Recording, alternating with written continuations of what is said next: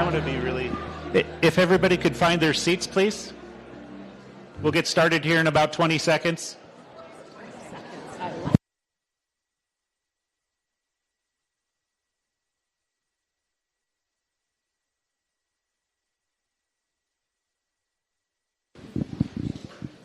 Yeah, that's close enough. Thank you, everybody, for being here tonight. My name is Nath Lawver, and I'm the principal officer. My card says Secretary-Treasurer of the Pierce County Central Labor Council, AFL-CIO. We're Pierce County's largest labor federation. We have 112 affiliates who represent 45,000 workers who live and work here in Pierce County.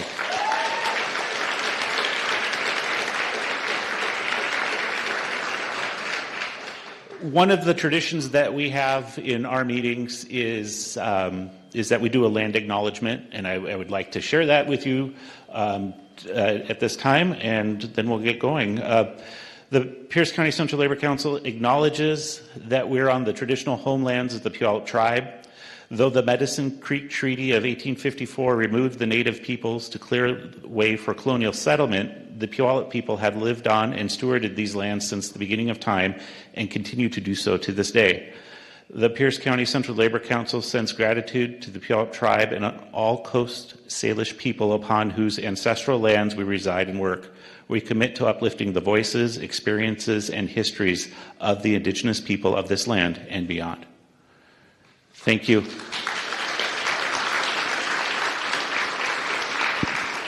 And it is now my pleasure to introduce the president of the Washington State Labor Council and a dear good friend of mine, April Sims. Thank you, Nate. Nate forgot to mention lifelong resident of the gritty city of Tacoma, so let's just give it up for the 253 real quick. All right. Good evening, everyone. As Nate mentioned, my name is April Sims. My pronouns are she and her. I have the privilege of serving as president of the Washington State Labor Council, AFL-CIO, which is the umbrella labor organization in Washington State, representing more than 600 locals and over 600,000 unionized workers in every industry, sector, and corner of this beautiful state. I want to thank all of you for being here tonight. Thank you, Nate, for grounding us with that land acknowledgement. And I want to start first by acknowledging that we're here because this moment demands both action and unity. Working people in Washington are facing unprecedented challenges. Wages that don't keep up with the rising cost of living, threats to worker protections, and rollbacks at the federal level that weaken our trusted institutions and threaten our health. The urgency of this moment could not be more clear. And we know that what we do here in Washington matters, not just for our families and our communities, but as an example and a source of hope for the rest of the country. So I especially want to thank our Attorney General, Nick Brown, for prioritizing protecting workers in our state and for his tireless work defending all Washingtonians. Y'all can give it up for A.G. Brown.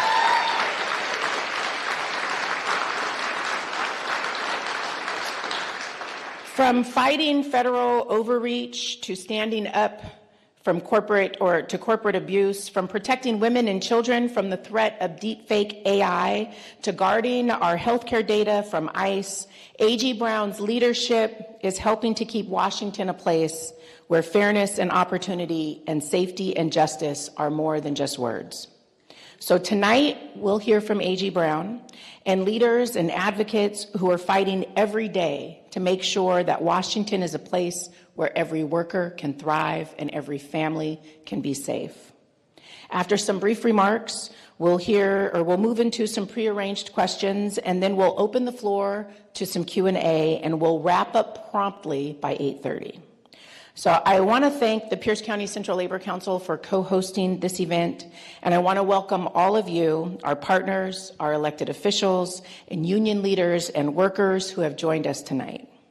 And speaking of partners and elected officials, it is now my honor to introduce someone who has spent his career making Pierce County a place where everyone feels safe, welcome, and connected.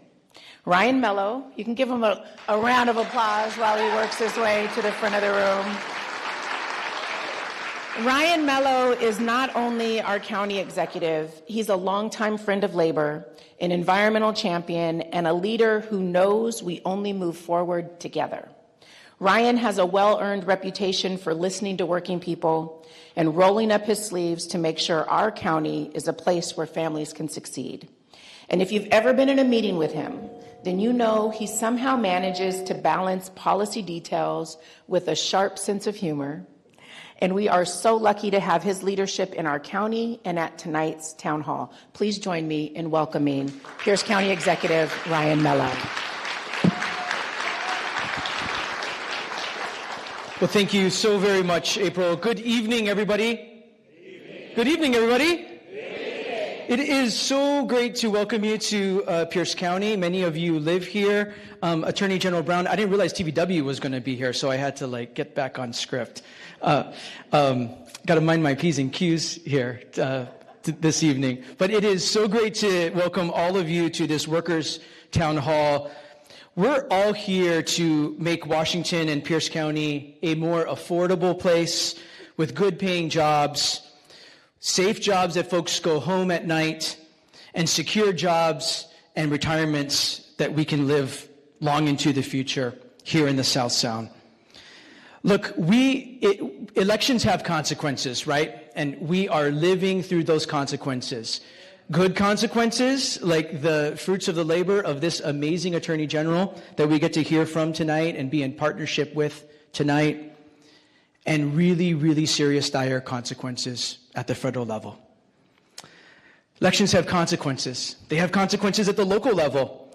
You know, for the first time in Pierce County, as your county executive, our 23 different bargaining units are, with our active support and encouragement in the county executive, are bargaining in coalition. They're doing coalition bargaining with our strong enthusiasm and our strong coordination. We're really proud of that. For the first time in at least 8 years, our 23 different bargaining units at Pierce County are actually bargaining at the bargaining table. They're not just doing fake bargaining and told what to take. They're actually bargaining at the bargaining table, sitting across the table and bargaining. And look, at just 3:30 today, I hosted many of my good friends in the room today, actually, the Pierce County Central Labor Council, the carpenters, the Pierce County Building Trades, to begin negotiating Pierce County's very first community workforce agreement.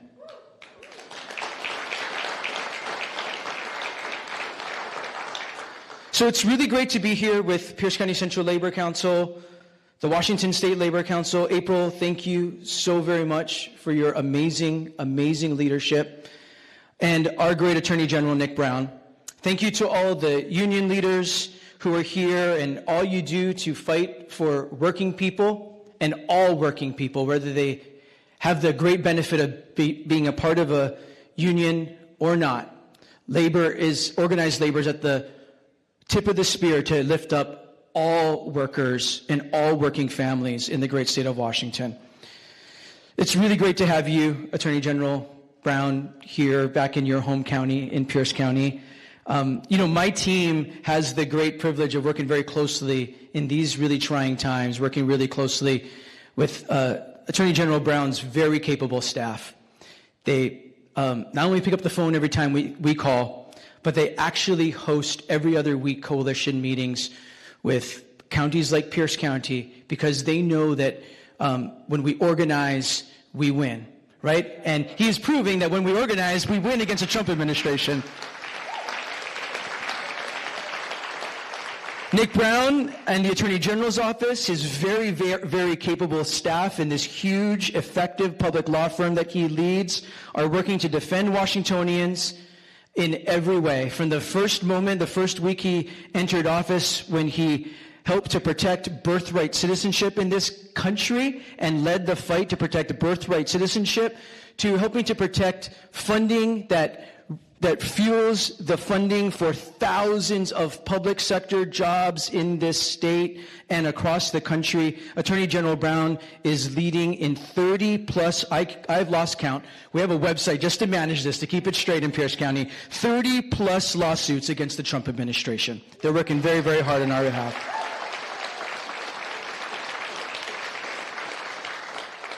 Nick has always been an advocate for working people and for his home community here in Pierce County. As Attorney General Brown, he's working hard to stand up for Washington values and make our state the very best place to live and work. So friends, please help me welcome to the stage our good friend who always has our back, has the back of working people, and will never stop fighting for us. Help welcome Attorney General Nick Brown.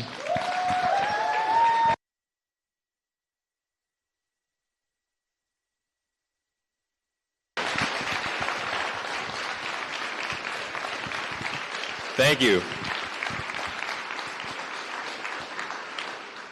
You know, I always want to start by saying I get nervous when people give me a standing ovation at the beginning of any public remarks that I would make, but there are lots of thanks to begin with. But I want to acknowledge that we're here the day after Labor Day, but I hope that after tonight we can call this Labor Night, because I think we have lots of labor in the building, lots of really important issues that's going to lift up and talk about the issues that are facing working people and union members and non-union members across this state.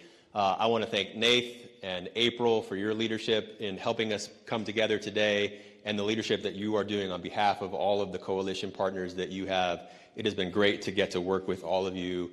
I also just want to give a quick moment to thank my mom, who is here.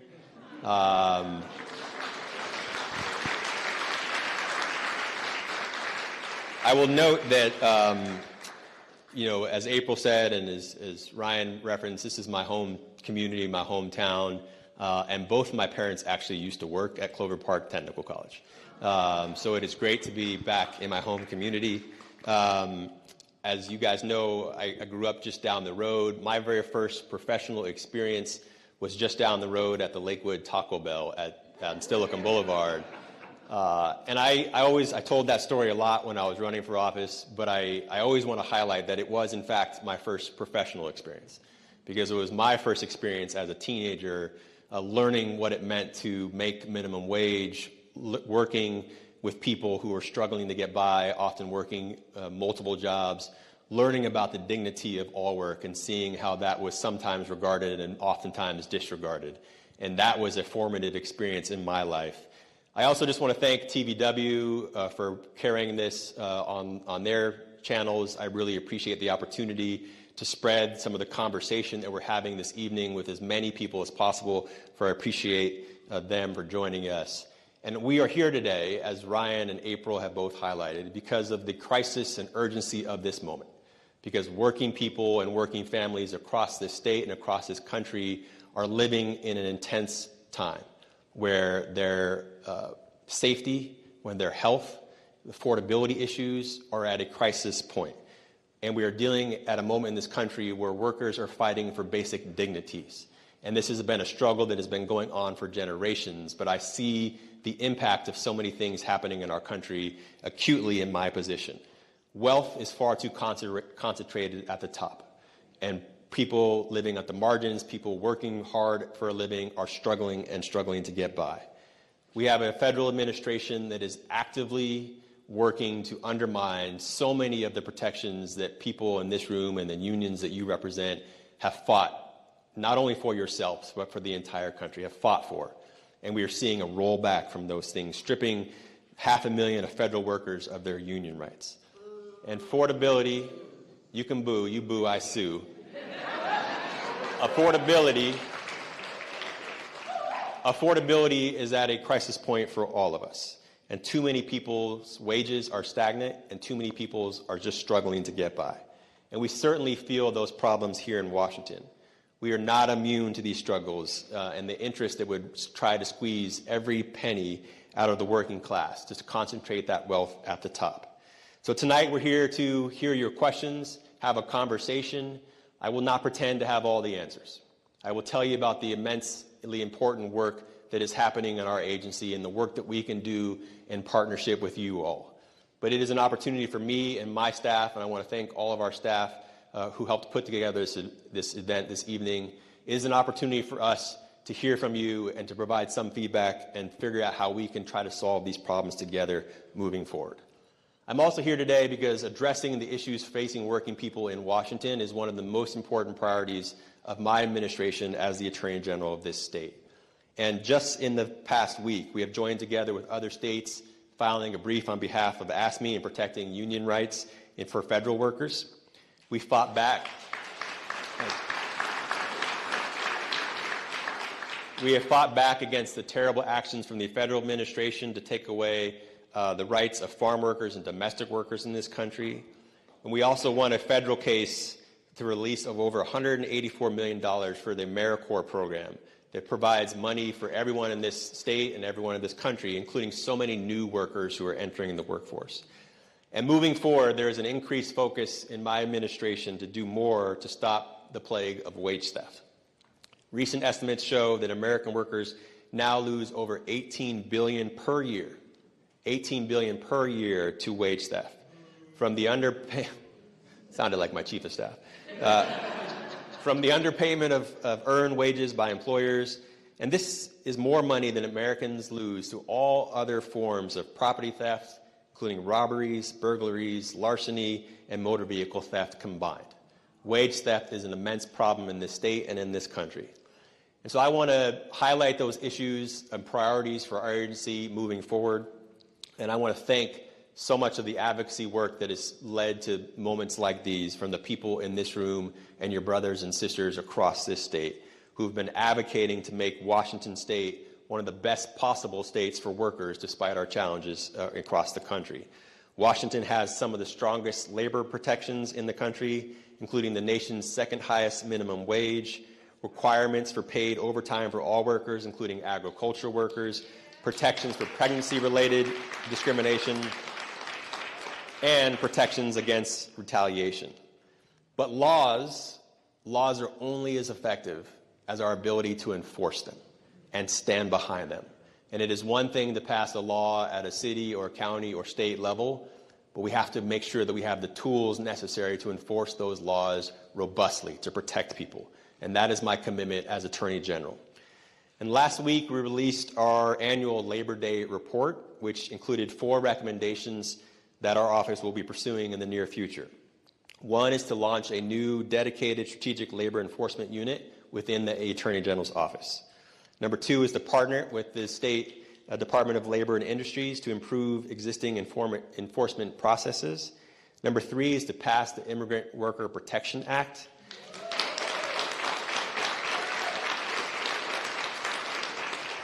And number 4 is to do everything that we can to protect Washington workers from the attacks of this federal administration. So we have a lot to discuss, and this is obviously only one part of the conversation that I hope we continue to have as a coalition of partners moving forward. But I do just want to acknowledge all the people that are here today and those who couldn't come today helping put this together. We have many important partners, including many of our partners from the Department of Labor and Industries. I know Director Sachs is around here somewhere. I want to thank you for your partnership. He's waving in the very back. Along with Elizabeth Smith, Brian Templeton, and Carl Backen from the L&I as well. I know we have some state and elected local leaders. I see Steve Conway, my friend. I think Mario Levitt is here or was here. I also want to thank some of your representatives in Pierce County, including Senator Yasmin Trudeau. I know we have members from the American Federation of Teachers who are here, who work at Clover Park Technical College. Thank you for your partnership. And we have representatives from some of our congressional colleagues as well, including representatives from Congressperson Emily Randall, Kim Schreier, and Marilyn Strickland's offices. And we have many other elected representatives from your unions. I appreciate your leadership and partnership today. And I especially want to acknowledge my union partners in the Washington State Attorney General's offices. I know we have representatives from both our professional staff union and our Attorney General union. I appreciate the collaboration that we've been able to build over the last 8 months. Now I want to turn it back over to April. We'll start these questions, and just want to thank you all again for attending today. Thank you very much.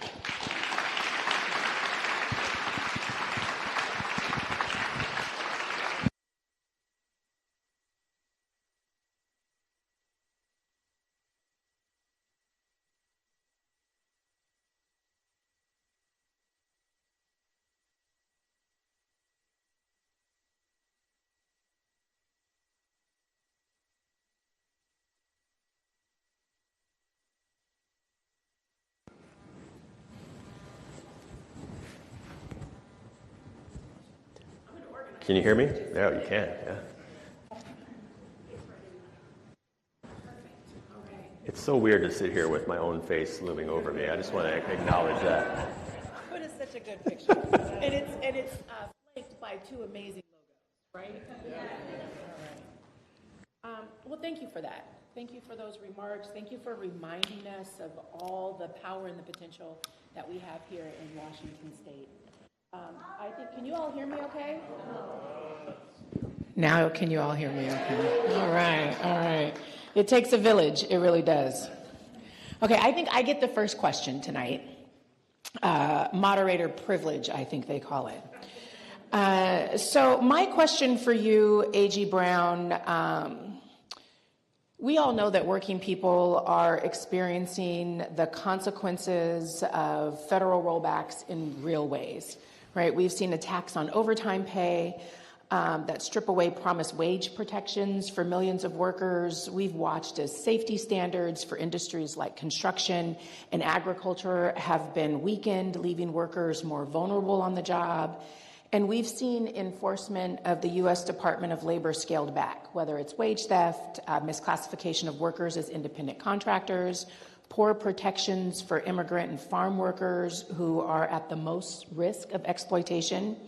And so with these kinds of changes at the federal level, and with the Department of Labor no longer playing its historic role of defending workers, how can you and how can we collectively at the state level work together to make workers' lives better and ensure that their rights are fully protected? Yeah, I very much appreciate it. There are so many things happening at the federal level that the team in the AG's office is reviewing on a day-to-day basis. It seems almost on a weekly basis we're seeing executive actions from the administration, rulemaking from some of the federal agencies, statements simply made by cabinet leaders or the president that are having, from my perspective, truly devastating impacts on a number of different sectors. And some of the things that you highlighted are really going to make it harder for everyone in this state to survive. And I don't overstate that. When we're talking about impacts on people's jobs, on their health care, on education issues, these are things that we need to not simply prosper, but to survive. And there are so many people that when we see cuts at the federal level, when you lose a job and you lose your ability to feed your family, we're talking about life or death issues. And, I struggle in my position as the Attorney General from raising the alarm about this moment that we're in America without being like an alarmist. Because it is easy to open up the news every day or, as I like to do, I wake up and I look at Twitter. I shouldn't do it. But it is easy to get in this habit of concern and alarm, and these are real issues, and they are hitting some of the most vulnerable communities the most acutely. That being said, I think it's an important place for us to start with, not a damn thing has changed about Washington state law. Every executive action that happens, we need to take the changes that we see from an executive order seriously. The impacts of the budget bill that they passed last year is going to be tremendously devastating, I think, to Washingtonians. At the same time, none of that changed any law passed by our legislative leaders in Olympia or the things that are happening here in Pierce County or other places across the state. And so it is good that we need to highlight that we still have some of the best protections possible when it comes to state-based labor laws. Now, ideally, we would work in partnership with the federal administration to advance the cause of labor, and it is so easy for people in my generation, and my kids think I'm really old, but I'm also young enough to remember growing up at a time where the struggle of the labor movement that my grandparents went through, was so prominent in the public discourse. Whereas in my generation, you can sort of forget it or not be as prominent in your mind. But we need to sort of get back into that spirit of lifting up and supporting and advancing all of the work that has happened from the labor movement over the last many decades. And Phil, and so there are sort of two principal, I think, advocacy roles and actions that we can take in the Attorney General's office. One, we obviously litigate things that we think are illegal happening from the federal administration. And for all issues, including the issues impacting working people in this country, my standard is the same no matter what. Is what we're seeing from the president illegal or unconstitutional? Does it harm Washington or Washington organizations? If those things line up, then we ask a third question about whether or not we need to be involved in litigation to protect the interest here at home. And time again, we're seeing things that we believe are illegal, absent congressional approval, in violation of state sovereignty, in violation of some constitutional privilege.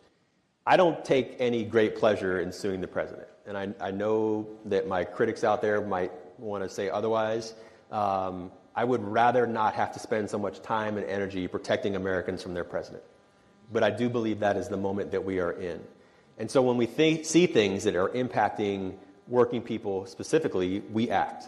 When they were doing illegal firings of federal workers, we joined in litigation to try to prevent that. Not because this was some abstract issue happening in D.C., but because there were federal workers here, including employees at the VA just down the road, who were being laid off. VA workers who provide transition services for people exiting the military, housing, job placement, all those sorts of things that is impacting people. When we see actions that are illegal in any of those contexts, we act. And we also continue to try to find ways to work with our partner client agencies like L&I and other agencies across the state to make sure that we're filling, to the extent that we can, any of those voids elsewhere. And so there's going to be an increased need for our agency employees in the Attorney General's office to bring cases on behalf of workers when we see their rights being violated. When we see discrimination happening for any sort of purpose in your employment, we will act. When we see wage theft cases, we're going to be acting more than we have. So that's an important void for us to fill. And the last thing that I can do is things like we're doing here tonight. And, this is not a cure-all for all the issues that we're facing, but the more time and attention that we can bring to the issue of working people, the better that we can work in collaboration to move forward. And as much as I love and will champion my home state, I think we still have a lot of work to do. And we need to be asking questions more around these issues. How do we champion these issues? How do we bring more time and attention to these issues so the next generation does not forget about the importance of the work that you and your partner organizations are doing across the state? Thank you. I want to lift up a couple of the things that I heard. One, that the laws in Washington state haven't changed. That is a source of comfort for sure. Two, that you are really focused on, that you don't take satisfaction, that's not the word you used, you don't enjoy pleasure suing the federal government, but you, that you are doing the hard work of protecting Washingtonians from our president in this moment. And then the third thing that I heard you say, and these are my words, not yours, but that you have a lot of ideas on what we can do to protect workers, but it's forums like this where we will crowdsource some of those. So we'll identify those problems and crowdsource some of those solutions. And you want to be in partnership with labor as we figure that out. Yeah, it is easy for me to see that working people are getting screwed. Yeah. I can see that. You guys are living it. You're representing people that are living it. And the more that we can do to elevate those issues, I certainly have ideas. My staff has ideas. But I want our solutions to be grounded by the people it's most impacting. And that is why we have these conversations, and that is why we need to work in partnership. That's great. Thank you. All right. So I had the first question, but we do have a few other questions, pre-sorted questions for tonight. We're going to go through those, and then we'll open it up for the audience. All right. I'm in my chair hat. I want to say delegate at the mic, but my friend at the mic, please ask your question. And Yes. introduce yourself. Yeah, my name's Sean Briggs. I'm with AFT Local 3913 here at Clover Park Technical College. It's the faculty union. I work with our high school students and trying to prepare them for the workforce and competitive wages in the trades. Our students, our graduates, staff, we're facing increased costs at the grocery store, healthcare, housing, transportation. My wife and I just bought our first house this spring, and in 10 years, the cost has gone up 123% for our one house. Home ownership has become a burden in Tacoma, causing us to delay starting a family and other big life events. It's a broad question, but what can your office do to help average Washingtonians who are facing that how do we make ends meet question in Tacoma, Lakewood, South Sound area? Yeah. Well, I feel like we could spend all night on this one question. Let me say first and foremost, my father, after he retired from the Army and from the state service, was a career counselor here at Clover Park Technical College. I did not tell them to find someone who does some of that same work to ask one of these questions. But I just want to thank you for your work, because I know how important it is to be helping students and graduates find those job opportunities, because job opportunities are at a minimum these days. And I mentioned a little bit, and others did as well in the initial remarks, Washington is such a unique place because we have some of the richest people in America who live 5 miles from where I live. And yet, we see people on the farther end of the spectrum living on the streets, struggling to get by, or living in housing that is temporary at best.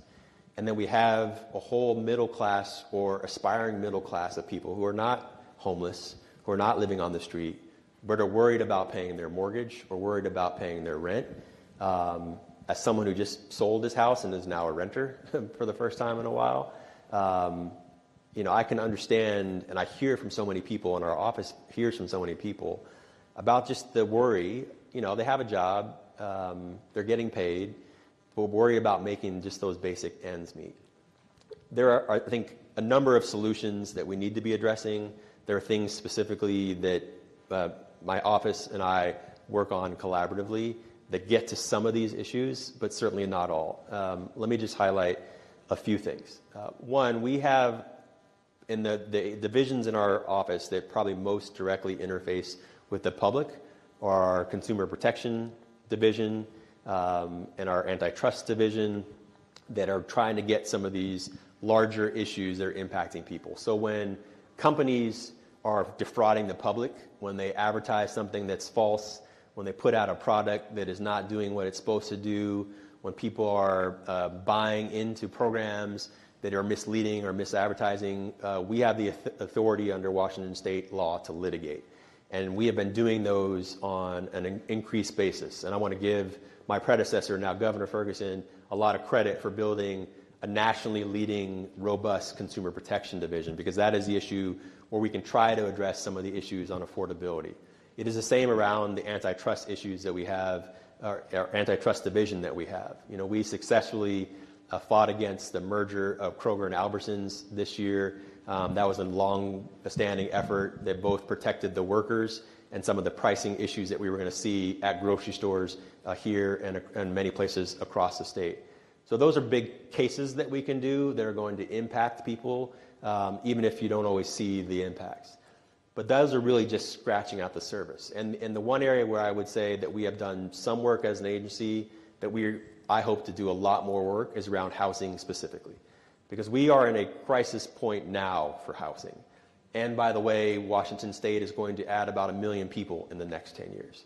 And so the crisis that we are going to be facing is going to be exponentially harder. And unless we really, really take that issue seriously now, by building more housing, by protecting people who are both home owners and tenants, we are going to fail, and that crisis that we are now experiencing is going to get even more acute and more serious.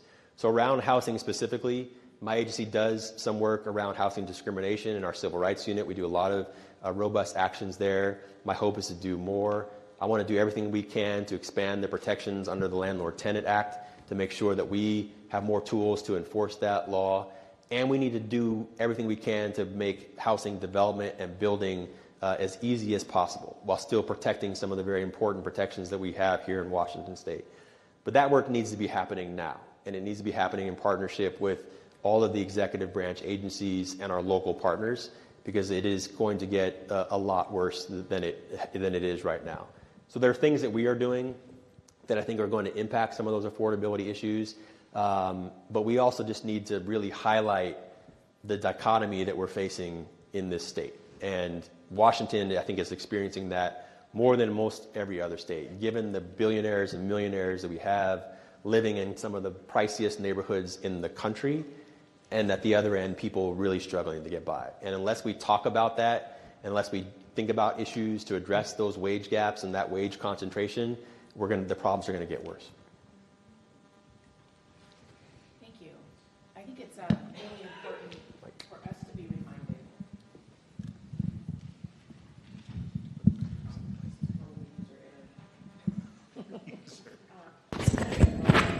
Got this one working. I should hold on to one of these just in case.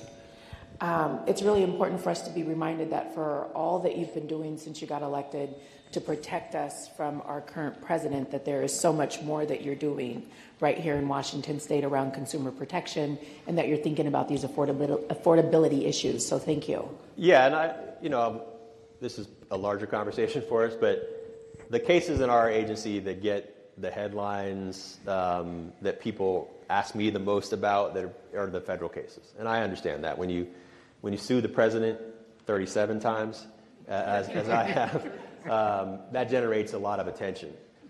But we have, in the AG's office, we have 830 lawyers. It is the second biggest law firm on the West Coast, second only to the California Attorney General's office. Another 900 or so staff that are professional staff, legal assistants, paralegals, and the like. The federal work is a tiny the federal work against the administration is a tiny fraction of what we do. And so we are working on a day-to-day basis, supporting all of our agency clients across all of the state, to improve their services to the public, and doing all these other types of cases that has nothing to do with whoever is in the White House. And so I appreciate you highlighting that, because as much time and attention and energy in the public gets drawn to the crisis that we're seeing from the administration, at any given point, I maybe have 30 lawyers who are touching someone in those cases, which means the other 800 are doing something else. And it's a good issue to frame. It's nice to know that those other 800 are working for the people in Washington State, too, so thank you.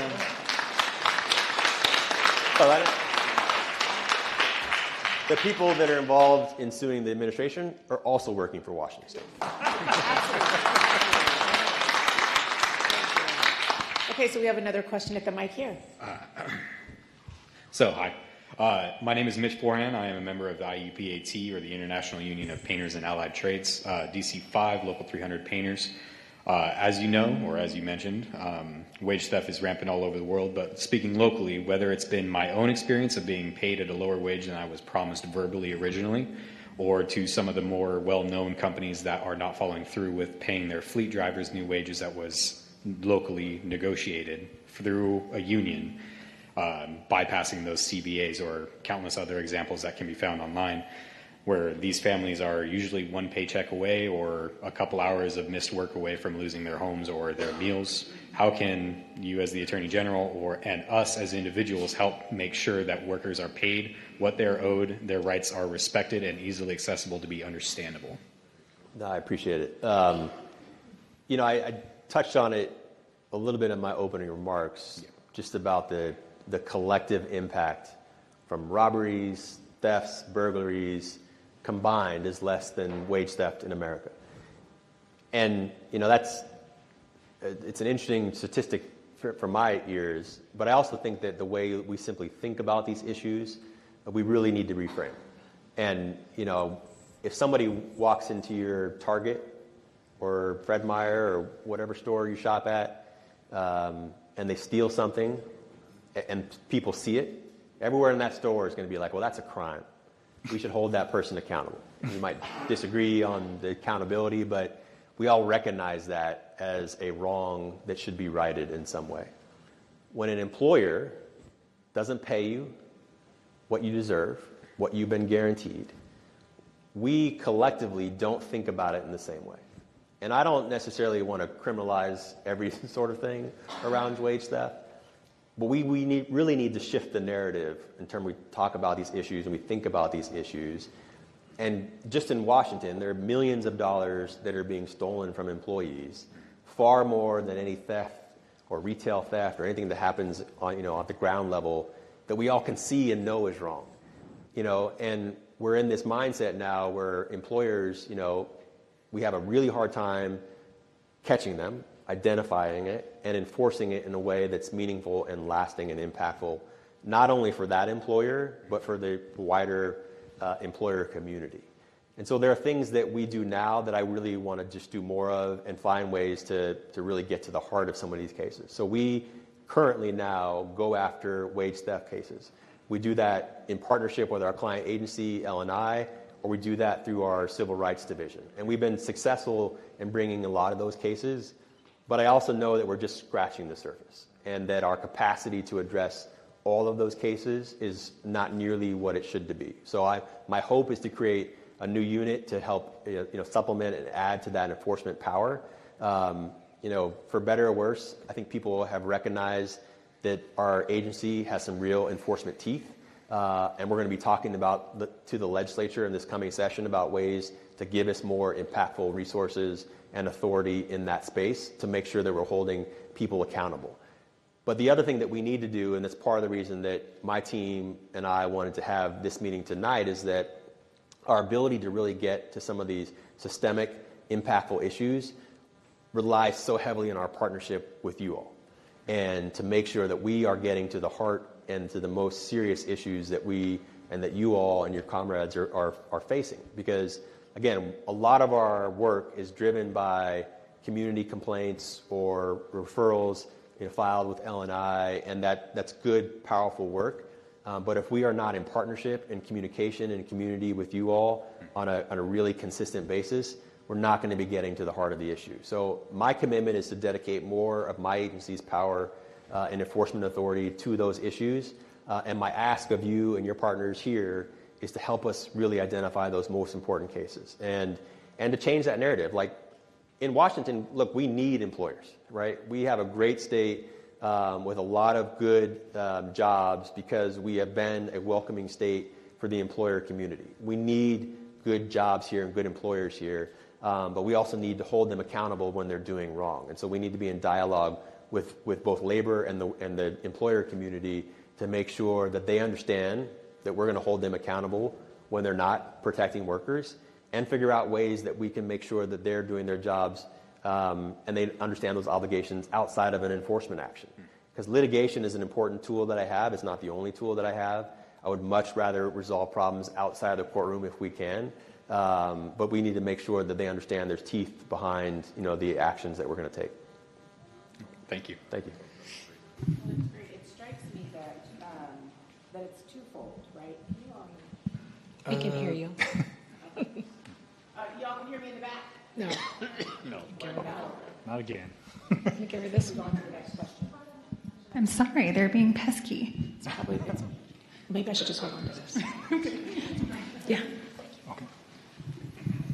Good evening, Attorney General Brown. My name is Justin Budd, and I go by human, he, him pronouns. I live in Tacoma. I'm a member of SEIU 775. I'm a caregiver. I'm a living caregiver, and I've been with them for a little over 6 years, coming up to 6 years with my client, caring for her. As a caregiver, as a home care provider, I'm really concerned with these Medicaid cuts, how it's going to affect myself as a caregiver and my client. Is she going to lose her caregiving, myself, my role and responsibility as a caregiver? Who's going to care for her? Like, who's going to help her in the shower? Who's going to cut her food? Who's going to make her food? Who's going to help her with choosing clothes to wear when the weather changes. All of these concerns are concerning me. And who's going to take her to physical and occupational therapy appointments and leisure activities? Who's going to clean her place? Cuts to Medicaid is a terrible financial hardship for me and other caregivers. I really enjoy my job as a caregiver, but I'm really concerned about my housing as a live-in provider, about having to find a new job, and it could take over a month, and all the unnecessary expenses and late fees I would have if I had to find a new job. And I would not have health care without my job. All of these unnecessary financial hardship I would have if Medicaid is cut. And we need more skilled caregivers and not less. So my question to you tonight is, what necessary actions are you going to take to protect long-term care and health care for clients and caregivers alike? Thank you.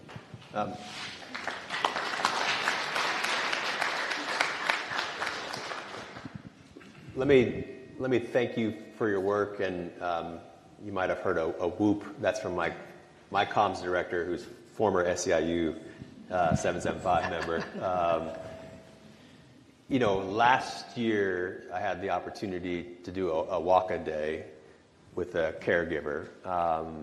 And for folks who haven't had that experience or don't know the work that goes into being a caregiver, I knew it academically, but to spend some hours with someone who does what sounds like a similar work that you do was really eye-opening to me. And, when I said in my opening comments that we're talking about life or death issues, that really gets to the heart of it, because you are talking about employees who are literally helping people survive on a day-to-day basis, preparing their food, taking them to necessary medical appointments.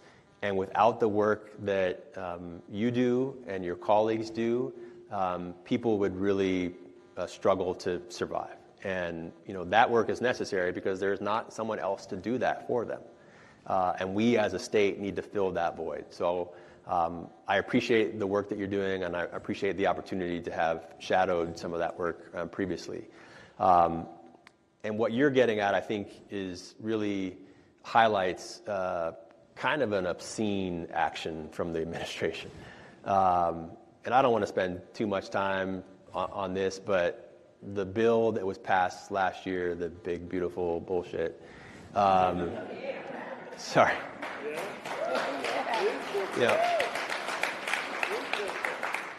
I'm glad my father's not here. He would chastise me for cursing. There were so many things about that bill that are troubling and will be devastating, but some of the cuts that you're talking about specifically are going to lose lives. There's cause a loss of lives. When you cut funding for some of these vital services that you and others are helping to provide for Washingtonians, it's going to lead to the loss of lives. And I don't want to sugarcoat that. And I think when they try to convince you otherwise, and with the people who supported that bill, including two of our own congressmen, I just think they're being dishonest. And also, the impacts of that bill, in particular those cuts, are not slated to hit immediately. They're slated to hit after the midterms. Yeah. And we all know why. I don't think Washington State by itself can fill that void. If there was a silver bullet to do that, we absolutely would do it. And I think there are things that we can do to mitigate that harm. I think we need to be looking as much as we can to support progressive revenue in this state. I do not want to balance. I don't think we should ever try to balance our budgetary needs on behalf of state workers. I think that's the wrong way to approach these solutions or these challenges that we have. But there is no single one thing that we can do. And we need to be thinking about all the ways that we can protect people's health care benefits. And there are certainly things that we do both against the administration and in here, supporting our client agencies here and working with the legislature to protect healthcare protections and healthcare rights that will help provide some mitigation of those harms that you're talking about. But again, I think that's only scratching the surface. It's going to be all of these things together, new progressive revenue to fill some of these holes, aggressive actions to make sure that we're protecting healthcare benefits. When we see healthcare misconduct in the healthcare industry or in the healthcare insurance industry, using our tools to go after them to make sure people's rights and healthcare benefits aren't being taken away. But I also recognize we're going to play a relatively small role in that overall fight. But it's going to take all of that and more to really get to the heart of it, I think.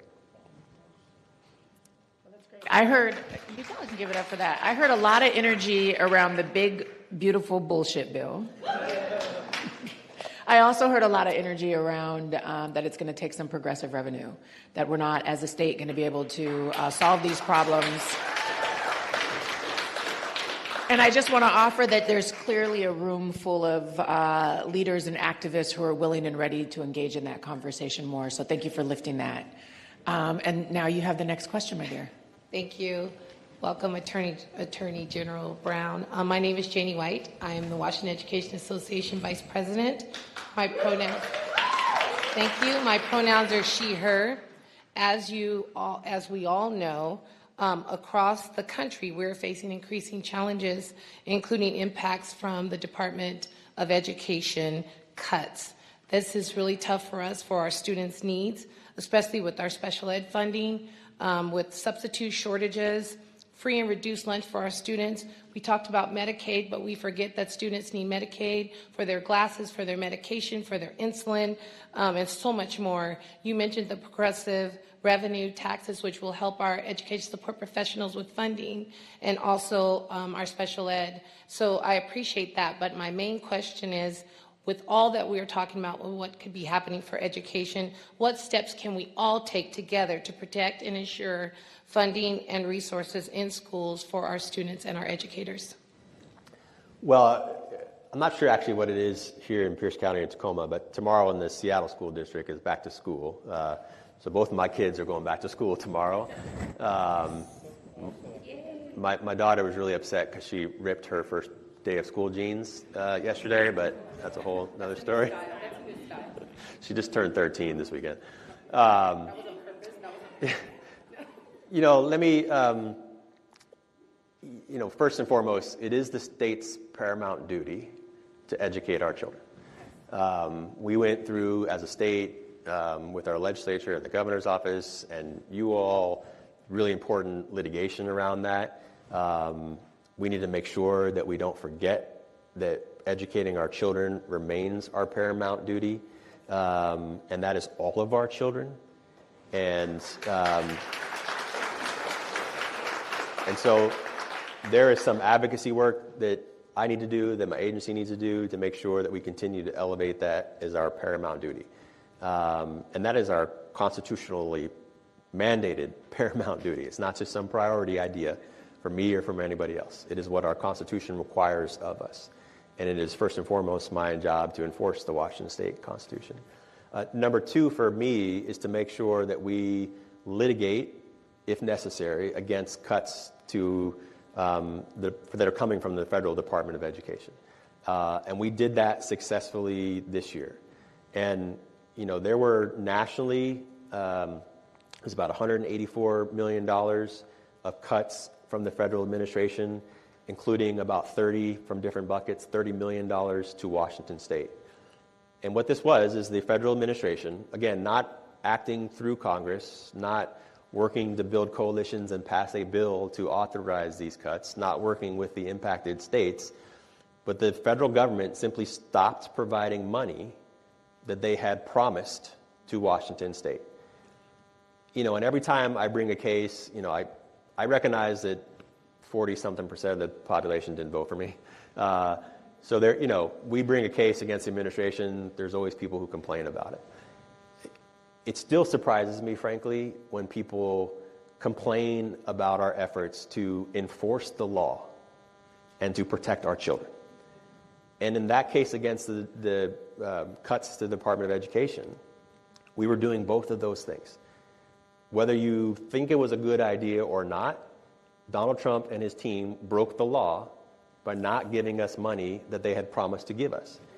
And, you know, all of us here have entered into some sort of contract with somebody. A lease, a car contract, an employment contract, something. A contract requires both parties to do something. Either you give money for services or there's a, the promise, there's a guarantee. And that's essentially what education funding was. It was a promise from the administration that you were going to receive a certain amount of money and a breach of that contract by the Trump administration. And that is why we sued. And we sued and we won because the administration changed course. And it was interesting to me in that case because, not surprisingly, there's not been a single Republican AG has joined any of our cases against the Trump administration. And I understand the dynamics there, why it would be hard for them politically to do that. But the cuts that we were facing, it wasn't a red state or a blue state issue. Every state and every school district in America was going to be impacted in some ways. And so while we litigated, a number of states through their governors or their AGs sort of quietly and some publicly said, please don't do that. And it was the combination of our litigation and a recognition from everybody in the country that these were going to hurt children. And it was going to hurt some of our most vulnerable children that require additional funding just to eat and be healthy and focused in school. It was going to cut after-school services for kids. It was going to cut translation services for kids. And you are guaranteed a right to education whether or not you are a citizen or you're undocumented. And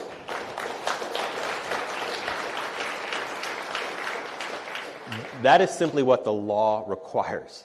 And it is my job to enforce those laws. And that is why we have been involved in those cases. So we will continue to litigate and fight these issues. We will continue to work with our legislative partners to make sure they don't lose track of the paramount duty. But we need to make sure that our kids are prospering. My daughter doesn't want to start 7th grade tomorrow, but look, she needs to. And it's not just for her benefit, right? It's for our benefit. This is the next generation of our workforce, of our leaders. And if we're cutting money, the idea that you can simply doge the Department of Education and there's not going to be an impact, it's just bullshit. Sorry, again, Mom. It's just going to have an impact. And again, they're violating the law in doing that, and that is why we continue to act. Well, thank you for your work. Continue to sue because we'll continue to boo.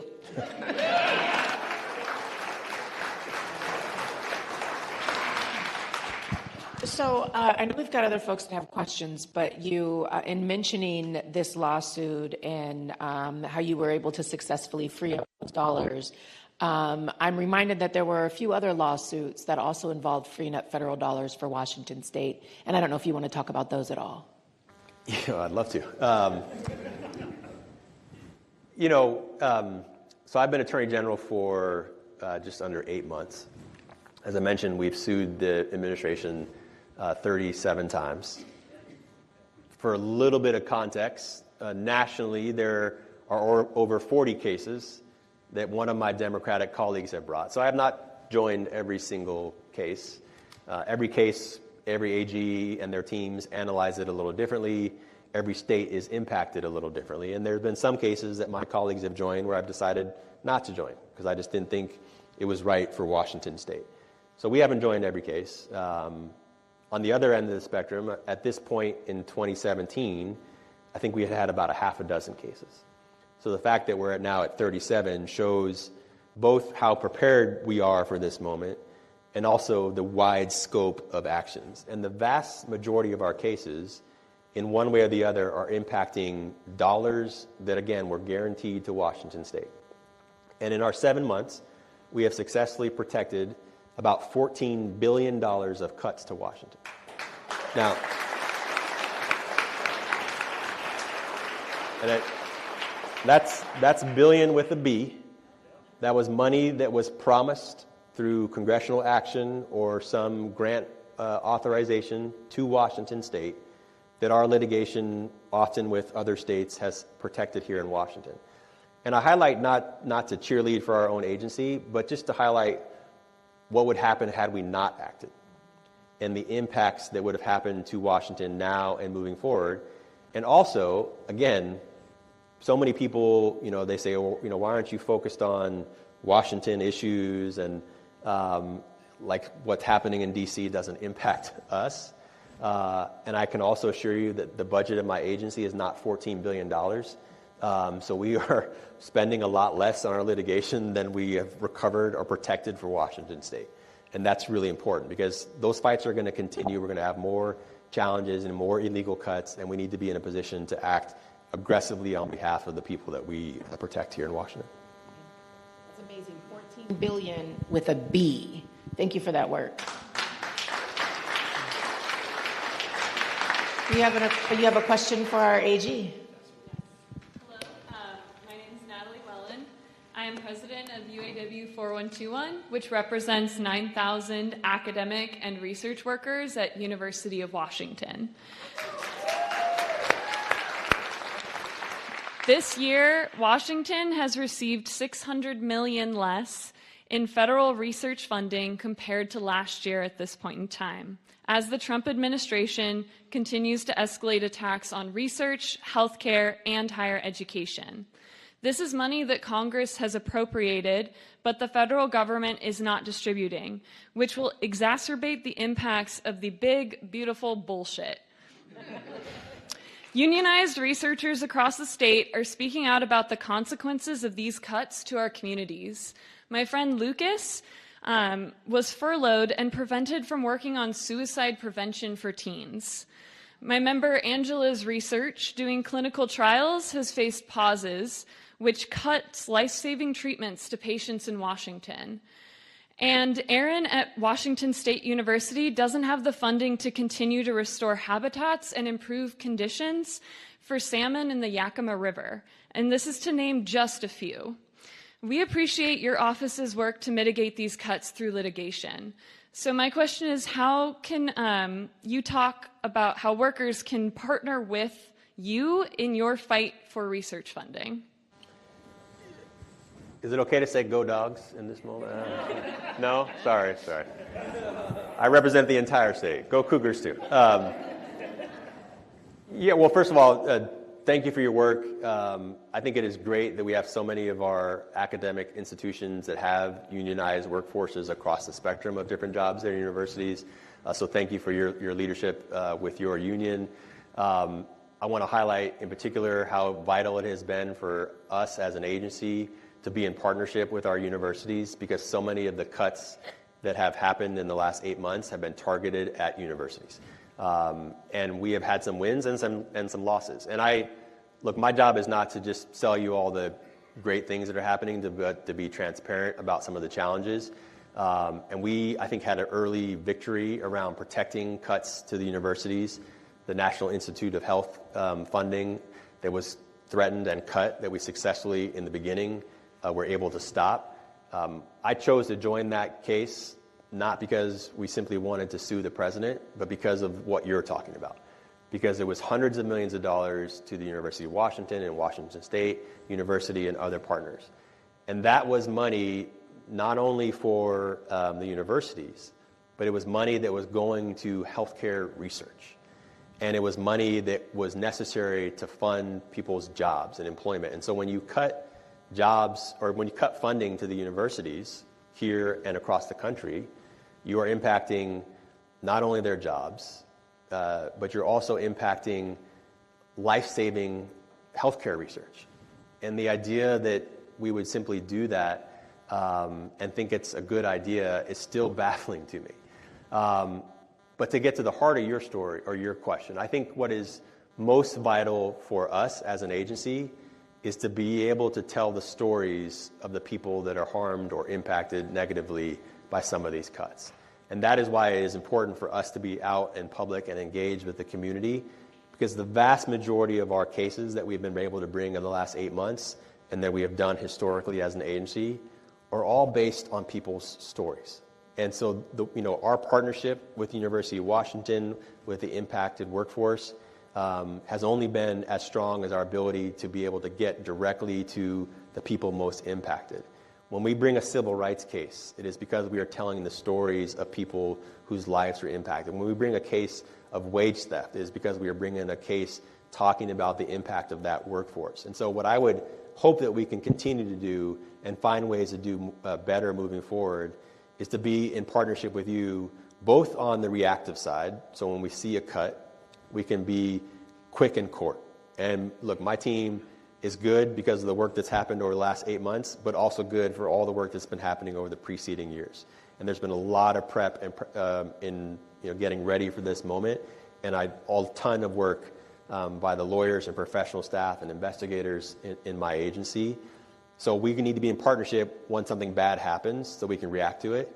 But I think better for us moving forward is to find ways that we can be in partnership before those negative impacts can happen.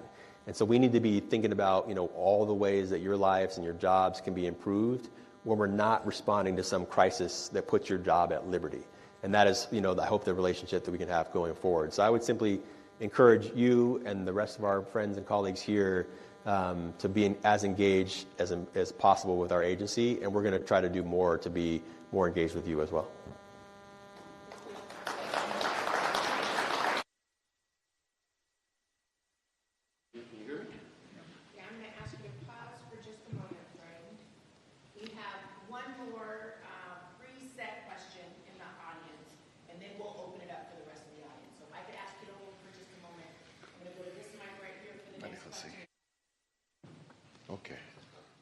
Sí, buenas tardes. Mi nombre es José Ramírez y soy presidente de Familia Unida por la Justicia y soy un trabajador del campo.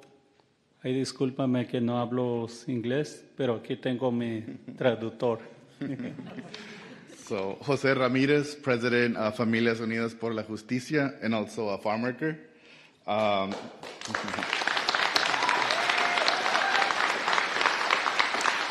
And I'm just his translator. So local and professional farm workers are finding it harder and harder to support their families. Not only because of ICE and Border Patrol, they're also seeing themselves pushed out of jobs by growers bringing in H-2A workers. This happens in different ways. Growers often do their best not to really advertise local jobs.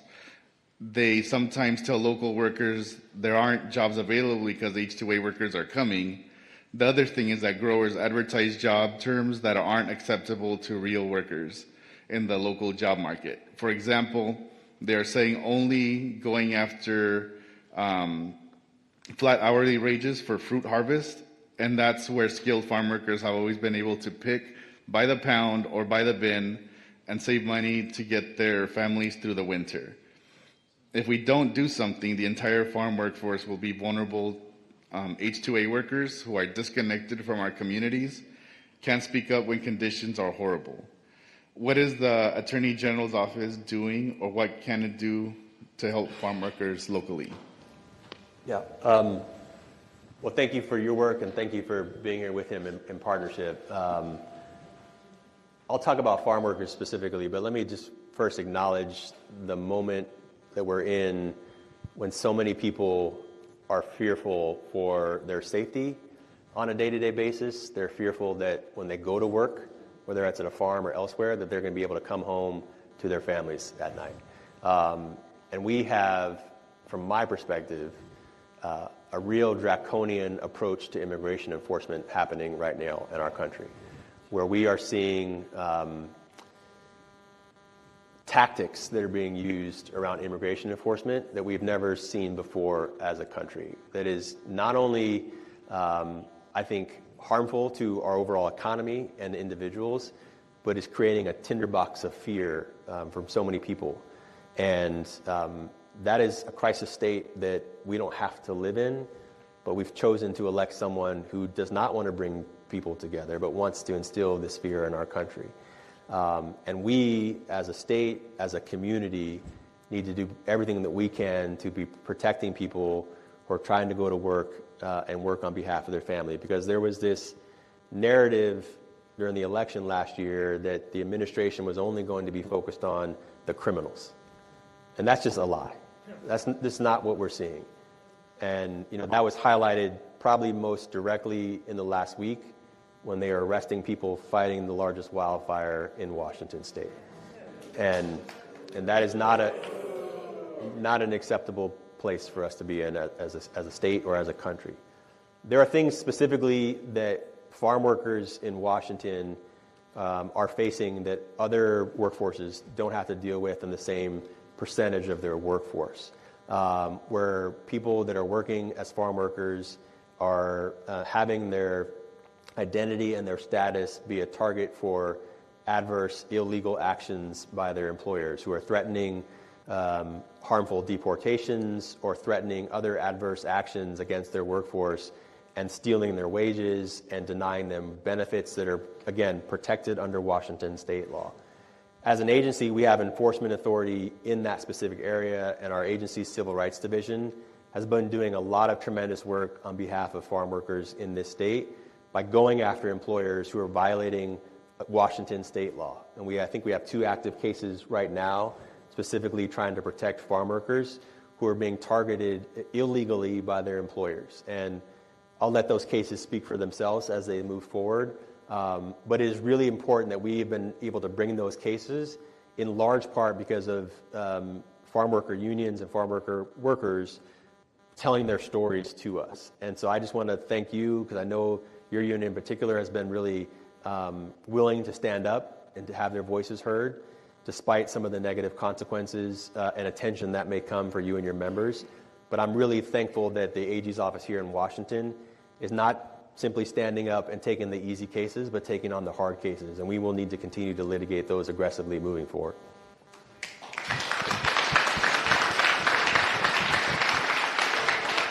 So I'm going to do a quick time check. We've got about 17 minutes. I promised y'all we'd be out of here right at 8:30 sharp, and it is 8:13.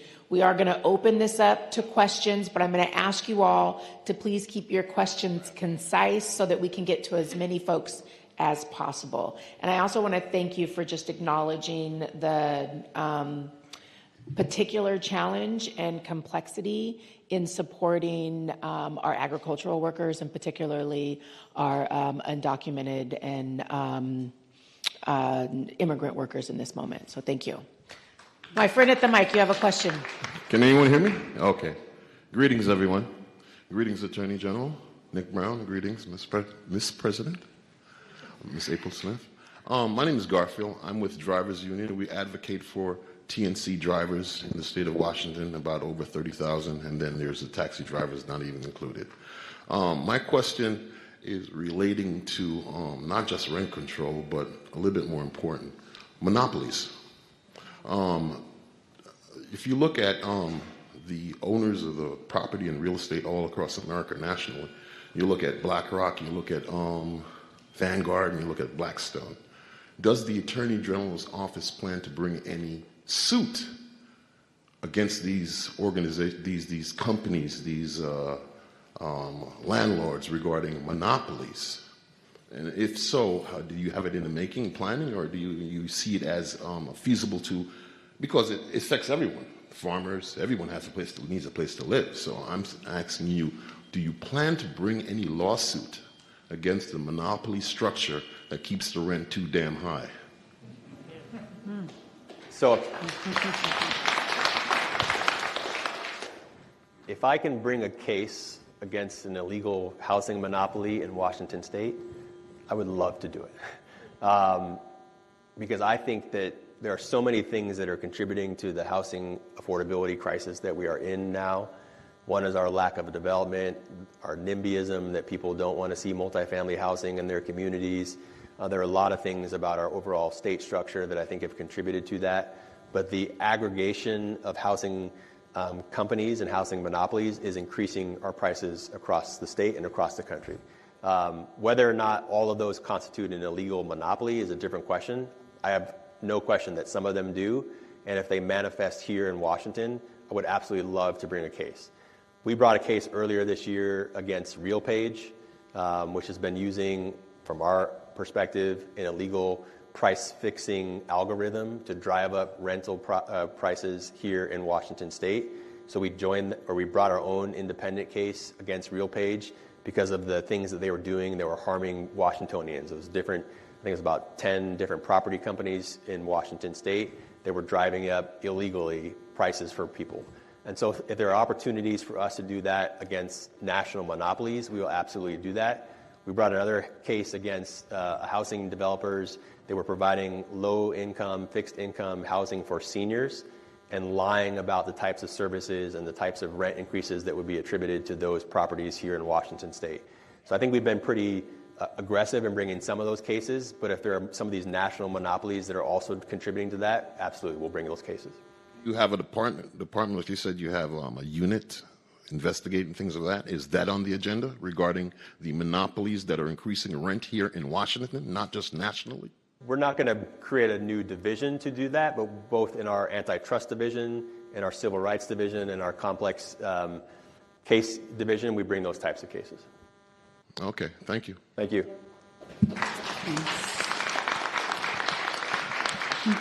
Good evening. Hello, I'm Renee Hernandez-Greenfield. I'm a member of AFT Washington Tacoma Community College, FT 2196. Hello. Thanks.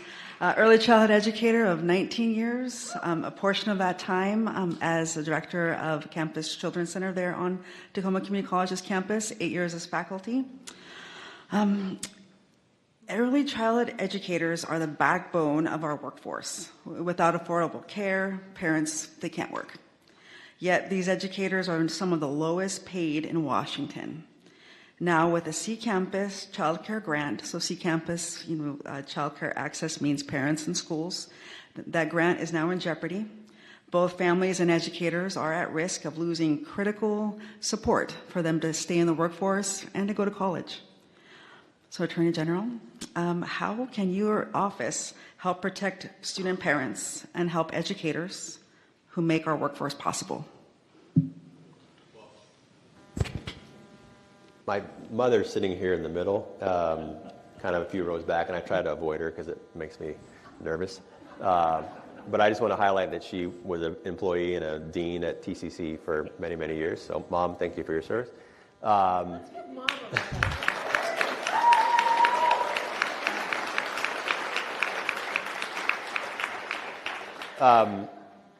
So there are things that we can do to protect some of the grant cuts that have happened and some things that we simply can't do. We don't represent individual organizations outside of state government or the people as a whole, so we can't represent advocacy groups or nonprofits or standalone workforces like that, but we can try to advocate on your behalf. We do that a lot through amicus briefs in support of some of the litigation that's happened. We also do that a lot through our advocacy outside of the courts. And so we advocate through letters to Congress and in relationships with Congress and some of those cuts. Some of that helps. Some of that, I don't have any naive belief that it's going to make a difference. But it's still important to take a stand on some of these issues. But here in Washington, as I sort of addressed a little bit earlier, we need to do everything we can, not only to protect the education funding that you're relying on, but to make sure we're supporting all these other social safety nets that people rely on. Because these don't happen in a vacuum. When you cut an education program and you cut these other programs, they're all going to have a collective impact on people. And there are ways that we can advocate for some of those social services and that safety net to protect people and try to lift up some of the impacts that you all are facing. Thank you. Hello. My name is Rick Mann, Carpenters Local 360, 20-year member. I have a question about the workman's comp system. I'm currently navigating it. I was injured on a job. I broke my hip, delaminated a disc, and herniated a disc. And the employer is privately insured through Sedgwick. They're out of Lexington, Kentucky. And it took me 16 months and a 3-hour police interview just to get medical attention. And then it took another 6 months to actually see a doctor after they double-checked everything to make sure it was what they wanted. And since I've been going through this, it's every few months when the current prescribed care ends, you have to go back for a follow-up visit with the doctor, and the opposing counsel, I guess, has an option where they have to like approve what the doctor says, and they're allowed 90 days by the state and these guys take the full 90 days, and sometimes they don't even respond, and then Ella and I had to get involved at the beginning of this because they were just giving me the runaround. But then Labor and Industries gets involved, and they have, I think it's 30 days to respond. So I end up waiting 120 days in between visits to continue my medical care. And my understanding is that these insurance companies are like given a quiver full of these flags that they can throw. And Sedgwick exhausted all those flags with me, and I still was found in my favor. And in March of this year, they sold or transferred their claim to Broadspire, which is another insurance company that is out of Lexington, Kentucky.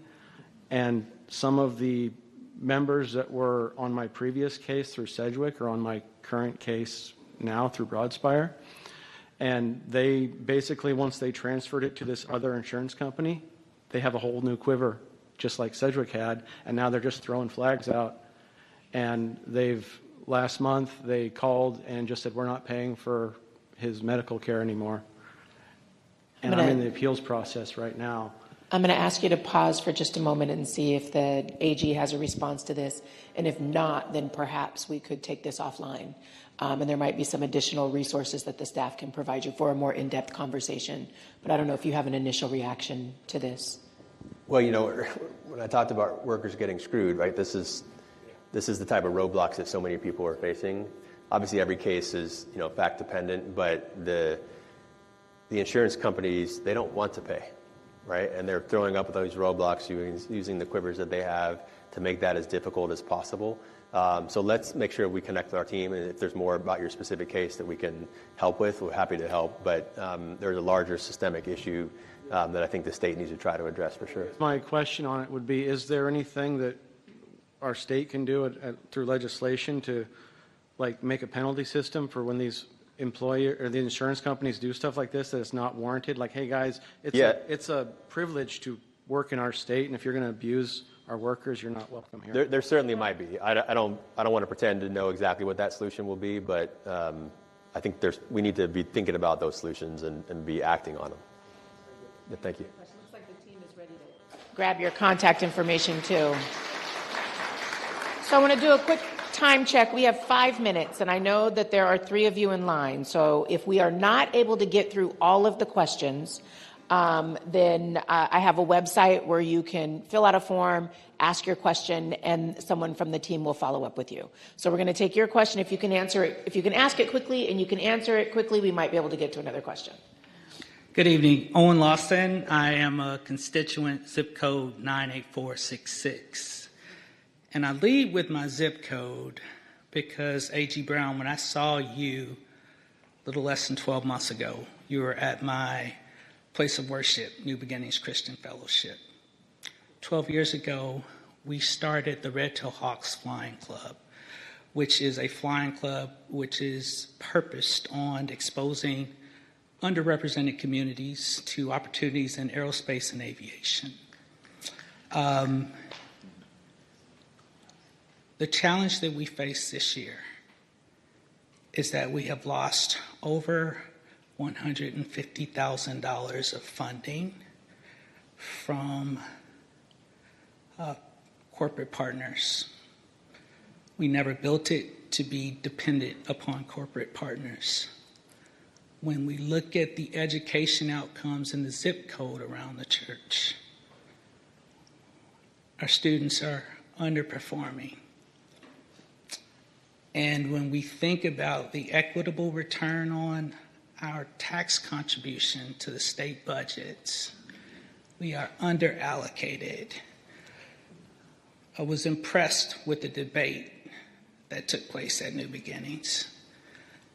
I'm looking to leave this evening with 3 cases that I need to have my eyes trained on to be a more engaged citizen that will help me to stay attuned to the healthcare disparities that are increasing against folks in my community. So what are the cases, since I'm not a lawyer, but as a citizen, I have a responsibility to follow these things closer. So I'd like to know that from a healthcare perspective, because I spent 30 years in the healthcare space. I only want one case. If you could leave me with that or have someone in your staff get back, great.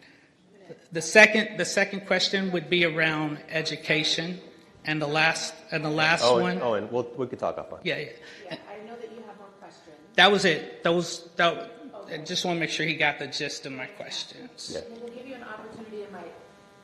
Must be I don't know, the light keeps going on. You're I'll give you an opportunity to answer the question, and then we're going to bring the evening to a close. Yeah, let's make sure. I mean, I don't have a specific healthcare case just to cite to you. We do Education. Is there anything from an education perspective? I talked about the education case that we're involved in just recently against the Department of Education. We have a lot of cases that we're doing on behalf of our agency client, OSPI, and others to make sure that we're holding districts accountable to some of those goals. And also, we're seeing so much retreat from this area because of the tax from the federal administration on things like DEI, and it's making corporate partners reluctant to engage in some of the programs that you've been supporting. But let's make sure we talk after all. Yeah, thank you. Okay. So it is 8:28. We have 2 minutes. I am going to offer you all, if you still have questions, you can go to atg.wa.gov. That's atg.wa.gov. And I am going to see if our Attorney General would like to close us out with some remarks. Well, I'll just say for the folks waiting, I'll hang out afterwards too, so we can talk a little bit. So. Oh, look at that. Perfect. Thank you. Yeah. But for everyone, I'll stand. Let me just thank again April and Nath and all of the folks that advocated for people to come tonight, and thank you to our partners at TBW for bringing people together. Thank you, Executive Mello, for always standing in partnership with us and our union partners here. As I said in the beginning, I hope that this is an ongoing dialogue that we're having across the spectrum, because we need to be really engaged in these issues because of the urgency of the moment that we're facing.